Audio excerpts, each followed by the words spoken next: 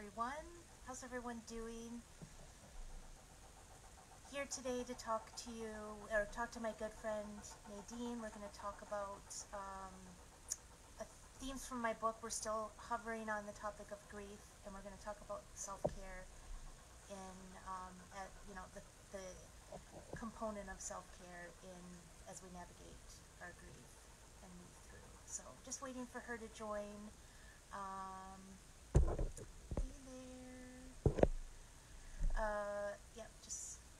She's not there yet. How's everyone doing today? We're getting ready for a big snowstorm, ice storm here in Toronto area. Hi everyone. Just waiting for Nadine. Hopefully you can't hear in the background. I have construction going on still next door to me. They're building a condo building, and there's a hammer drill consistently. So hopefully only it's me that can hear that.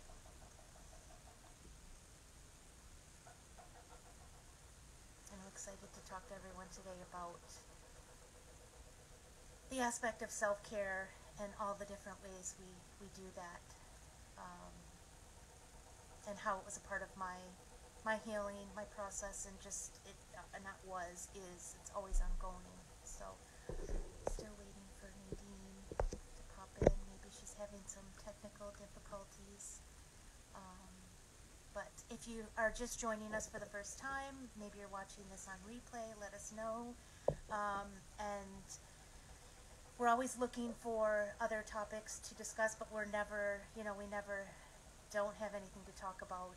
There's so many things that I cover in my books, in the poetry book, and this original, the OG, Love Me, that started all of these conversations. And, I'm so grateful to be able to talk about it in this way, because it's one thing when you read the book, but then when you get to extrapolate those themes and the points and the things that give us those aha moments, and get to share our experiences. And that's why we're doing this, to continue the conversation, to open up the conversation. And we do that here on IG Live, but we also have our private Zoom sessions where we come together and hold that space for each other. And it's a really safe and beautiful space to share what you're going through relative to the topics we're discussing. Here's Nadine. Let me just let her in.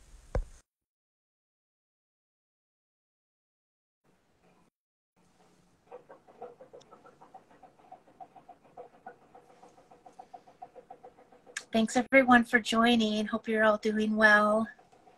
Here comes Nadine. Let me fix my camera a little bit. Hello. There we go. Delicate balance there. Hi Nadine. Hello Trish, how are you? I'm doing well. Thanks. Good. How are you? I'm good, thank you. Just coming to the end of my day, and I know you're in the middle of yours. Yes. So. Yeah.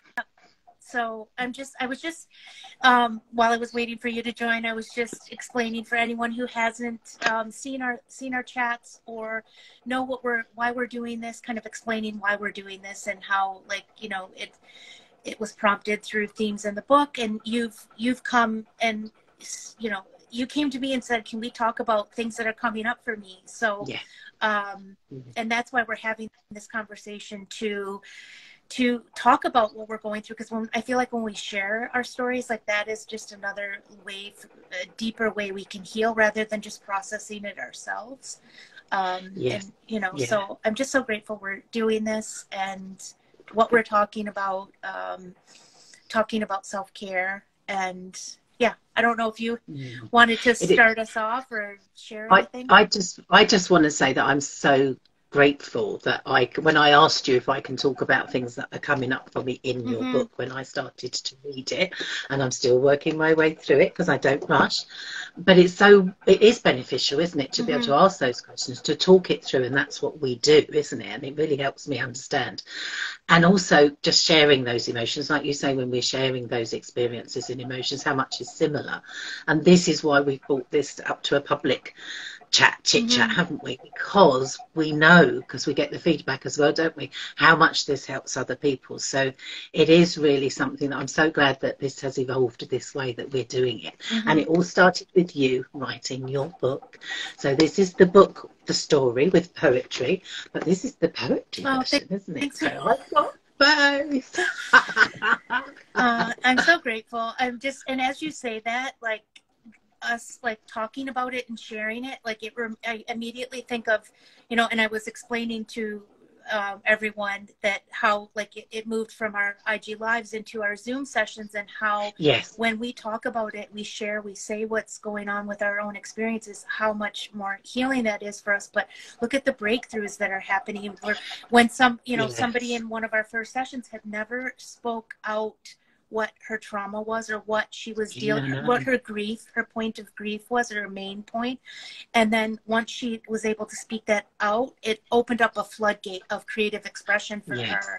It opened her up completely. And so that's why we're doing what we're doing, because we know everyone has, you know, everyone navigates grief. It's always like you've, you know, shared a lot about, like, it never leaves us. We just kind of grow around it and with it, and we change, we grow, but the grief always is there. It's just taking on different forms through our healing. So it so is, isn't it? And you're right. And we are so blessed, aren't we, in this private Zoom chit chat that we offer as well. There are wonderful things that people say, and we talk less, don't we, Trish? We talk a lot less, and we let people talk more. We let everyone else, Yeah, and people do. They feel held, they feel safe, they feel heard, and they do share, and it does change things, doesn't it? So we are blessed to be witness to that and to be holding that space, aren't we? So it's a wonderful thing. So I'd encourage anyone who wants to join us for that. We've got our next one, haven't we, on the 8th of March, and that is private on Zoom, so you can talk more. You can type in now, but obviously to join in talking, you know, you can do that.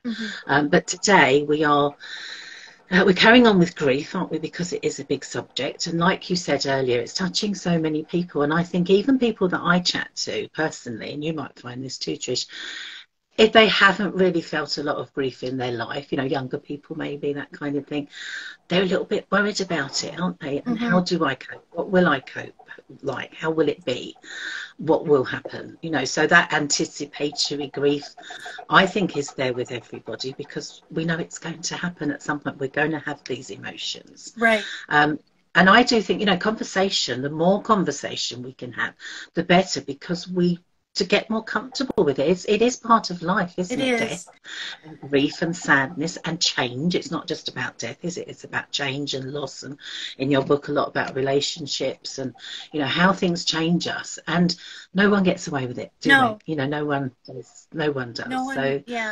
No one is exempt from grief. Exactly. It's always there in various forms simultaneously. Exactly, all of the changes and loss, and like we've said before, this collective energy at the moment, because the world has changed.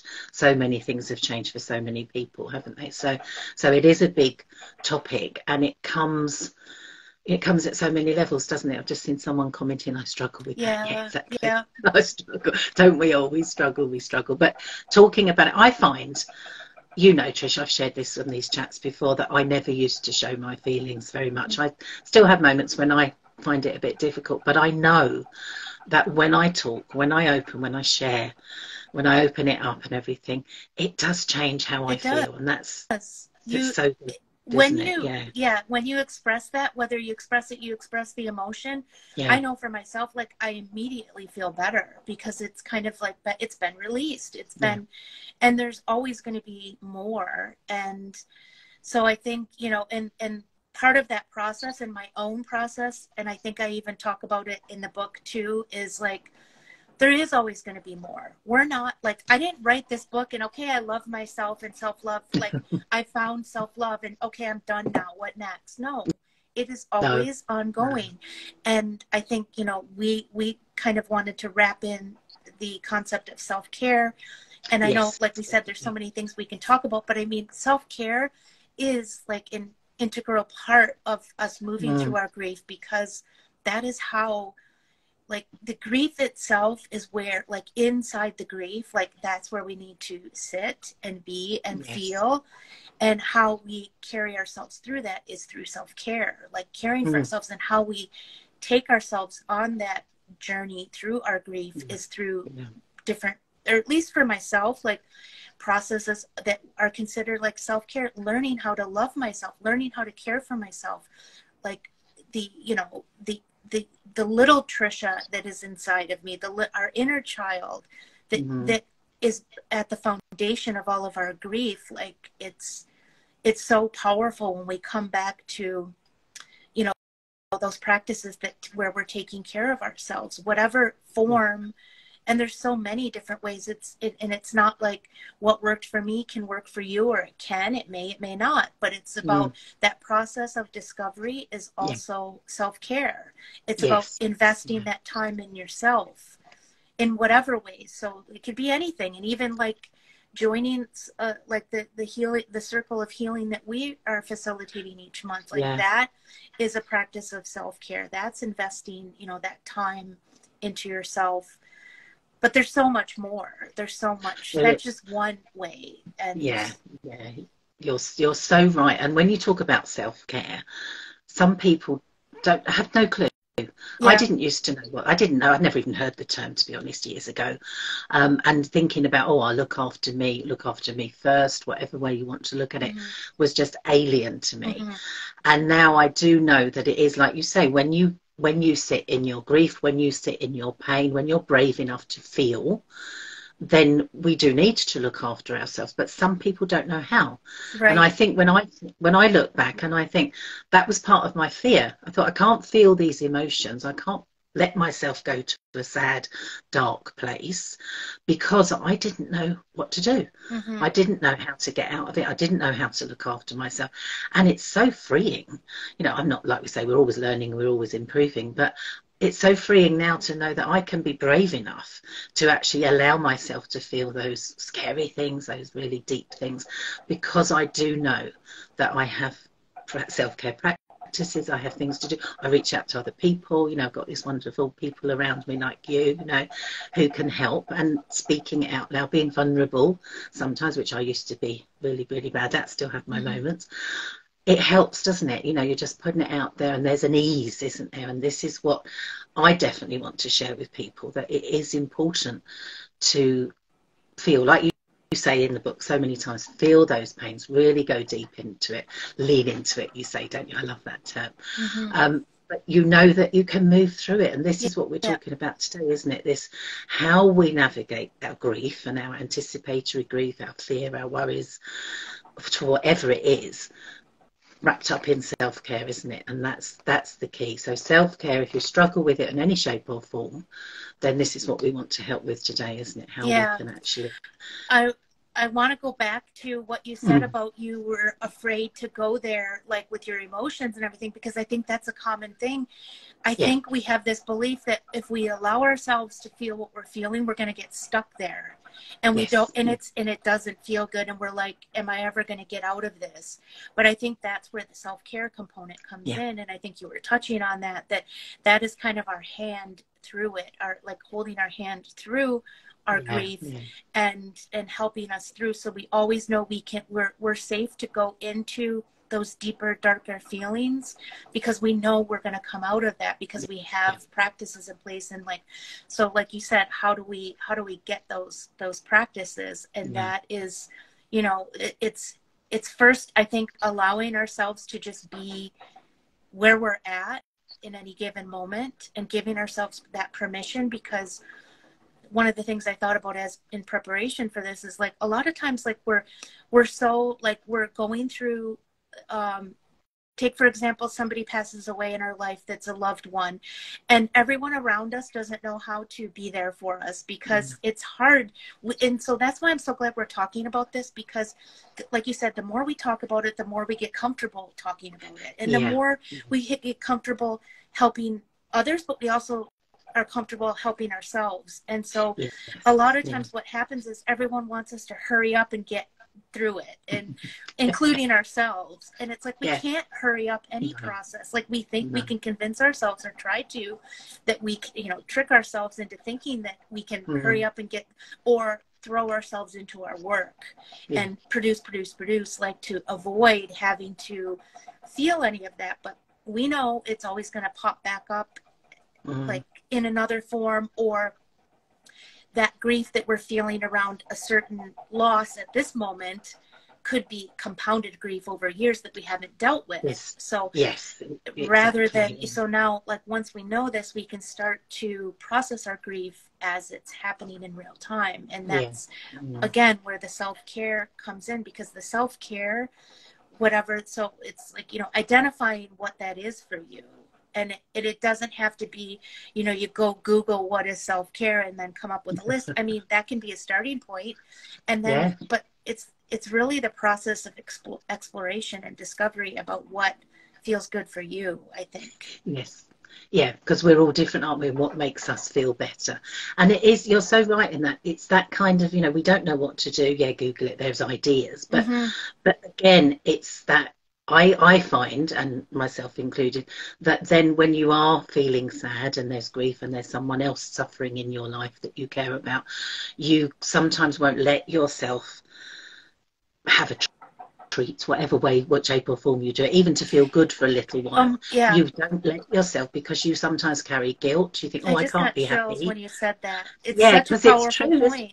It's so true, isn't it? And so many people go, oh, I can't give myself a moment of peace. I can't give myself, you know, the feeling that pain sometimes is what people feel, that's almost like a misguided loyalty, isn't it? I've got to be sad. I can't giggle. Oh, heaven forbid, I should laugh, you know. This is the thing. It's guilt around it. Plus also, if people knew how to care for themselves, they might have forgotten. If they're suffering for a long time, they might have forgotten. I used to suffer massive bouts of depression that seemed to go on forever. So I'd forgotten some of the things that make me feel good, even if I knew them in the first place. And also, it's, again, it comes with your self-worth, doesn't it? Am I worth putting this effort in? And I would say to anyone, to start with, if you don't know, ask for help. Ask someone, and that's not easy. But, you know, we do this for our clients, for our friends, for each other, don't we? This is something we do. There's a lot of help out there.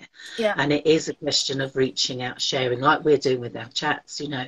It's sharing and talking to somebody rather than staying stuck on your own. Because, again, sometimes these feelings come with shame as well as guilt, don't they? We don't want to admit that we don't know. And also, I want to say it now, and I'm sure you'd agree with me, I want to give everyone permission to look at their own self-care, whatever's going on in their life at the moment, because this is a big thing, isn't it? People don't feel comfortable with it. So find out what works for you. Find out what you love doing. Find out what gives you joy and happiness. And we will give you permission to do it. Don't have to do it forever, but do it, because again, sometimes you must have this with your private clients, Trish, you know, you go, oh, because you said it, I'm going to do it. And then you go, that's, so we can say it now, can't we? Give everybody permission to try something. And also to remind everyone too that you can be in your grief and simultaneously feel joy. You don't have to, like, so that's like, I think at the core essence of what that is all about. Like, we feel like if we're in a process of grief that we can't feel joy at the same time, but we can.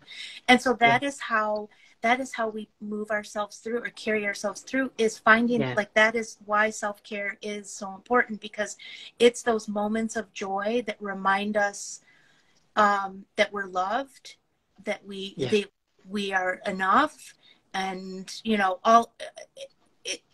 there's just, I mean, there's so much in it that sometimes it's hard to even put words to, because I know, like, I felt broken before, and it's like, so where do I go from here? What do I do? It's like, and it's, so you said, like, you can't always even remember what makes you feel good, or even, you know, first we have the hurdle of reminding ourselves that it's okay to put our self-care first, to prioritize our self-care, because we're coming out of the, you know, we're conditioned, and a lot of us are awakening to that conditioning, that it's not selfish to, you know, prioritize our self-care, but we still have that conditioning that will always be kind of like, you know, having to say, okay, I see you over there, but you're not going to like direct my life anymore, kind of thing. So it's, but it's like really giving yourselves permission to feel that joy, even if you're in pain, and also to do something that you don't know if you're going to like or not. And it's okay if you don't like it. You know what I mean? Yeah. So it's like, Yes, it's I not do. this is the whole part of exploration and self-discovery is like, and that's like one thing leads to another. So you take that first step in finding something that you know, have thought about or kind of squash that memory in your head because like, oh, that's for other people, it's not for me. And then you go try it. Well, maybe that is, you decide, oh my God, this really lights me up. Or, oh, I'm not sure I like this, but I just got a spark of inspiration about something else. And that's how it ends up. Like, it's kind of like a chain reaction, as one thing leads to another. So it's just important to allow yourselves to start a self-care practice. And I think that's the thing, isn't it? Yeah, if you don't know what to do, then try something anyway. Right. It reminds me of someone. I was working with a lady who's going through grief, sadness and loss at the moment, and she was invited out to a social event by someone. She didn't want to go for so many reasons, but she did. And she did enjoy herself. You know, it was no big deal in a way for most people, but it was for her. And she enjoyed herself. And she said to me, I got out of myself for a little while, and that was lovely. And she nearly didn't do it. She nearly didn't. So it's again, and that it did come with a bit of guilt. We worked through that together, that kind of thing, you know, because she felt, oh, I shouldn't be having fun, that kind of thing. But she did have a bit, she touched on it. So again, and it's again, as we say so often, isn't it, Trish, that, you know, emotions are full ranging, aren't they? We can feel everything in seconds, can't we? Every emotion can go, and that's the human condition, isn't it? This is what we do. We feel it all, and that is okay, isn't it? But you do, you know, you need to almost. We don't need to, but it helps if you are brave enough to experience that. And the more we experience it, the more we feel okay with it, don't we? So that whole, you know, that classic, you know, people do it on purpose in things when they write comedy. They put some sad moments in too, don't they? So you can be laughing one minute and crying the next. And that is powerful, isn't it? So it is that tears of laughter, tears of pain, you know, they sit together, don't they? Really, they do. Really do. It's all on the same spectrum. It's all a spectrum of emotion, and it's all welcomed, like, you know, equally. And it's like, that's the thing, like, we're talking about giving ourselves permission to, you know, feel good, even if you're in grief, even if you're, you know, suffering in, you know, feeling a sense of loss of somebody in your life, or whether it's a job or whatever.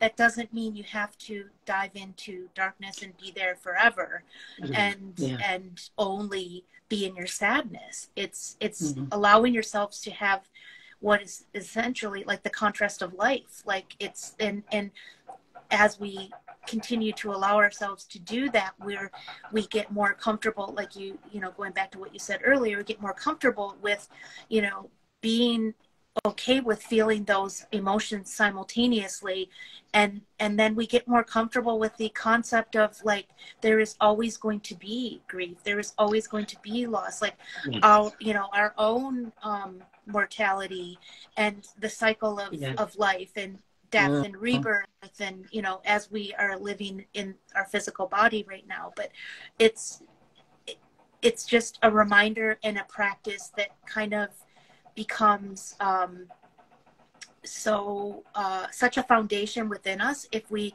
you know, are allowing ourselves and giving ourselves permission to just be there, and not, it goes back to not, for myself anyways, like, not worrying about what anyone else thinks about what I'm doing in my life, or, you know, it's like, there's all kinds of, like, things we kind of have to navigate around the choices we make. And like you said, being in somebody who, you know, is in deep in grief, but then going out to enjoy themselves, like, that is that is life, like, and it's okay. There's nothing to shame or guilt, or, you know, even if that's been the way of the past, it's not who we are in our true authentic being. We are all of those things simultaneously. So we should, you know, we should give ourselves that permission to express ourselves in that way. And experiment. That's the thing, isn't it? So it's so beautiful what you've said there, and I really do feel that it is I want to help people with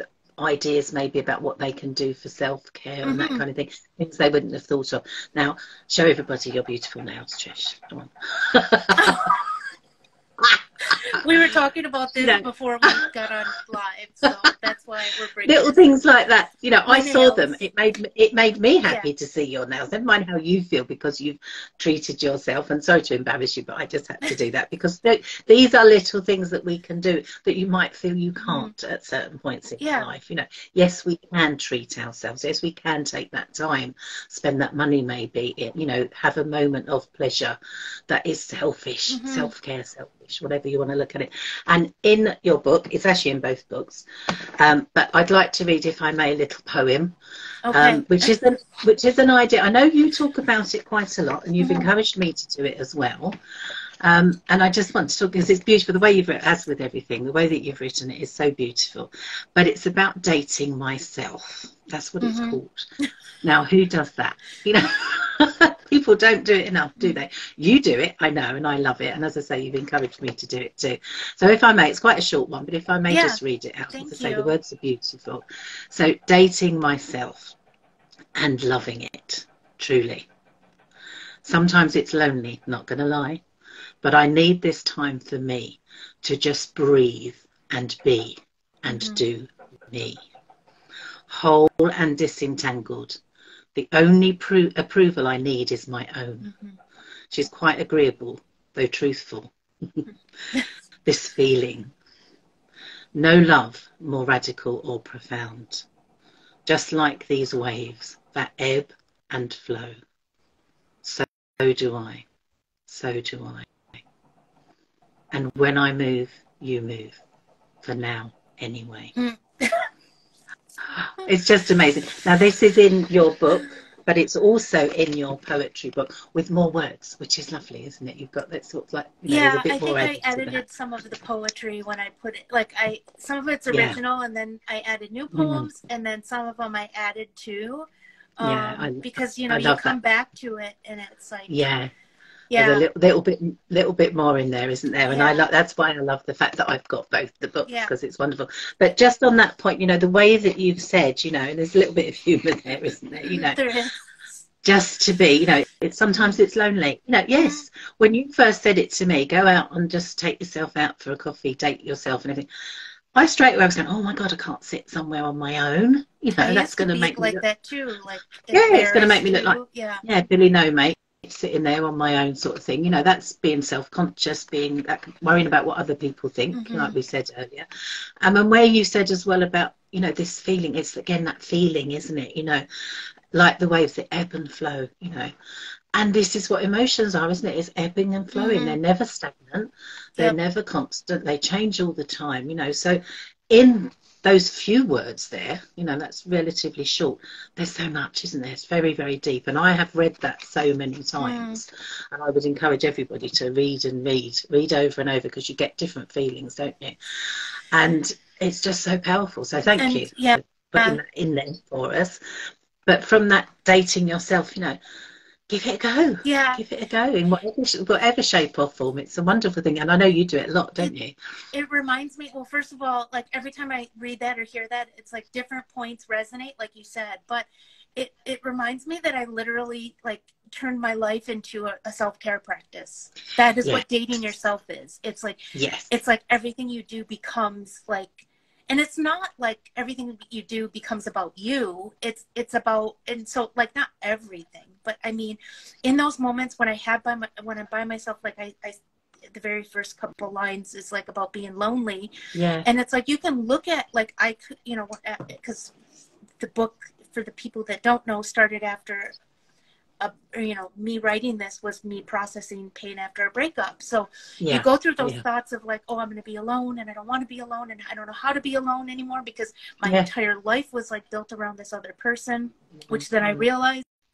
And then I'm like, how do I build that home within myself? Because I built my home inside of him, and that was ripped away. Like, so then, you know, it became about, you know, what are all the different things I can do for myself? And like you said, we don't even, like we may know at one point in our life, like what felt good for us, and then we forget in the moment of when we're not feeling good, because that's all we're feeling. So it's good to have, like, you know, like, do that exploration, like I said. But like, I literally, dating yourself, like, for me was like, yeah, turning my life into a self-care practice. So like, it was like walking in the woods, it was taking like hot baths, and just like being in stillness and quiet and darkness and candlelight and Adele playing, and like, you know, like painting, and all the different things that made me feel good. Just even, you know, reminding myself of all the things I love,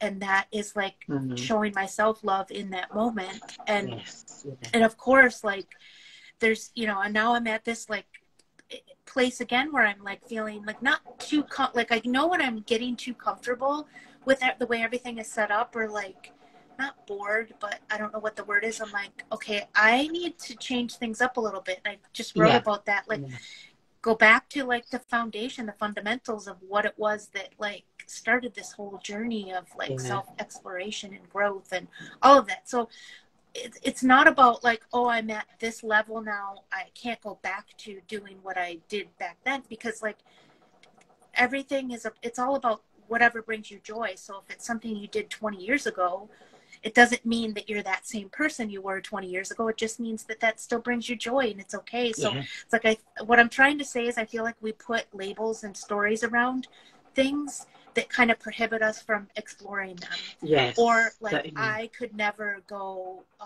hiking in the mountains because X, Y, and Z, or whatever. We kind of like build a story around that we think is keeping us safe, but it's actually hurting us, because like, that could be something that we could find a way that to make it work for ourselves, like in a way that we feel safe. So, or that we still feel safe.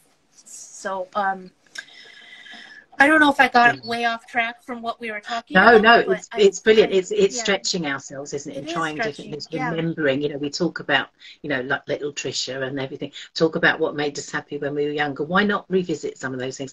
Again, give yourself permission to step into these things and try them out again, you know, because sometimes we do. I talk to so many people that think they're too grown up to play around and be silly and, you know, that kind of thing, but actually we never are we? So it's lovely to step into those things and just remembering.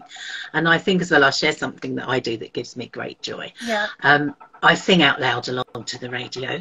I'm not the best singer in the world, but singing out loud, I just love doing. I do it in my car sometimes. When I'm in my car on my own, a song can hit me and the emotion comes up. And I think it is because I'm in that little space and I'm on my own. And the emotion can hit me massively. But the same way, the good emotions can be so powerful, because I can sing as loud as I like. I can really enjoy myself, and it doesn't matter what it sounds like.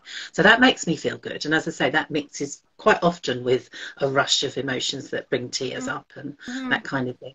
But also, I have a bit of a kitchen disco sometimes in the morning. I was just going to say, I hope she's going to start, because I love that. And again, you know, nobody wants to see me dancing, especially in the morning. My doggies have to put up with it. And but again, a song can come on, and just moving, you know, that flow of movement, whatever it is, you know, gives me joy. And I would say to anyone, you know, these are really simple things that you can do to have a moment of fun and pleasure. You know, having, you know, music is so powerful, isn't it? And going with that, whatever it is, you know, and I do.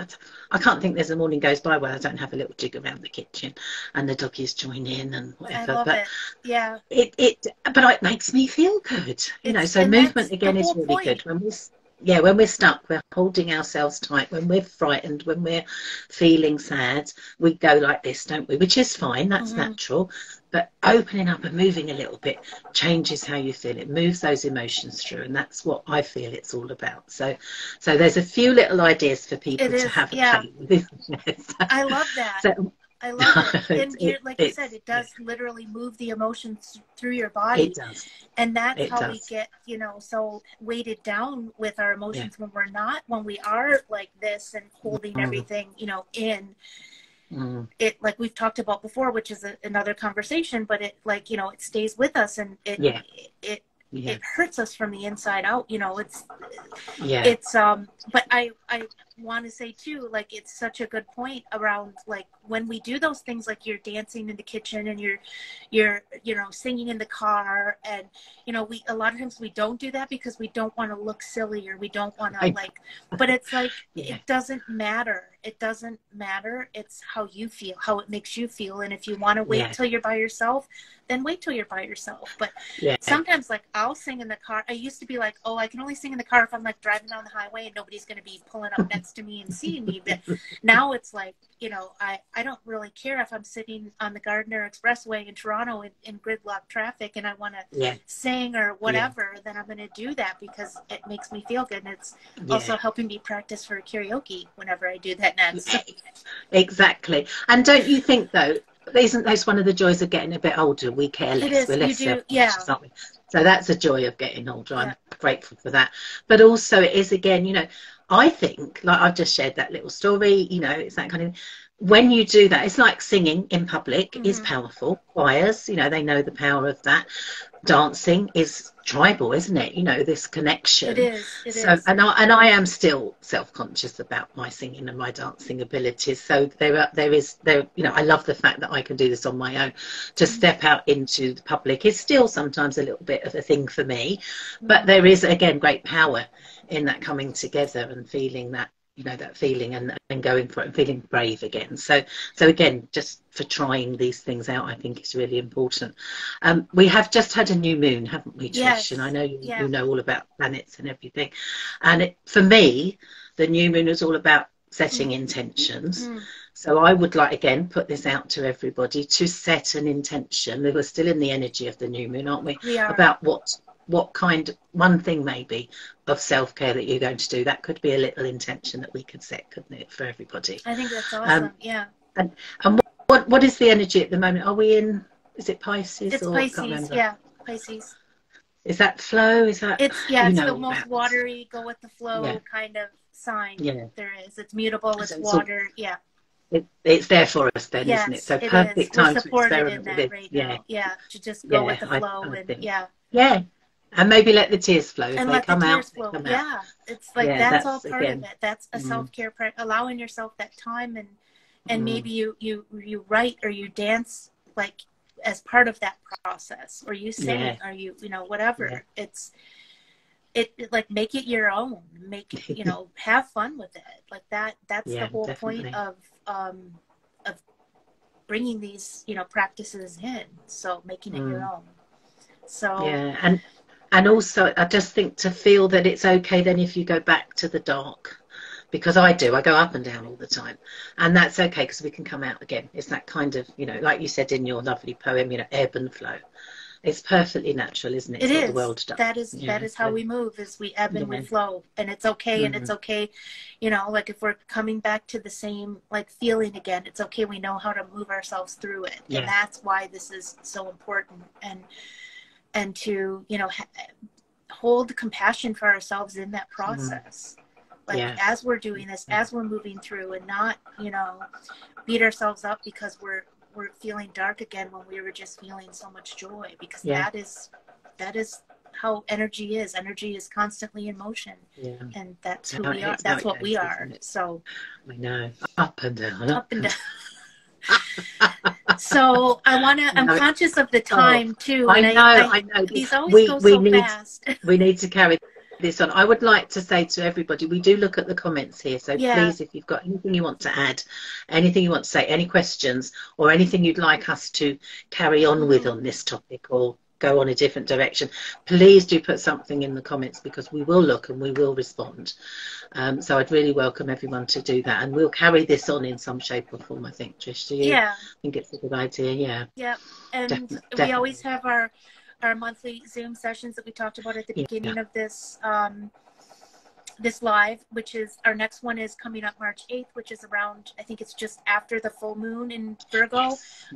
So which, another powerful time to release and let things go. And so sharing is a way to release that. So if you're interested in joining us, you can comment on when I post the replay for this, or on Facebook, we have an event set up. You can go there, and people can find you on Yes. where can people find you? Yeah, the Calmer Self Method on Instagram. Everywhere else, it's just Calmer Self. Keep it simple.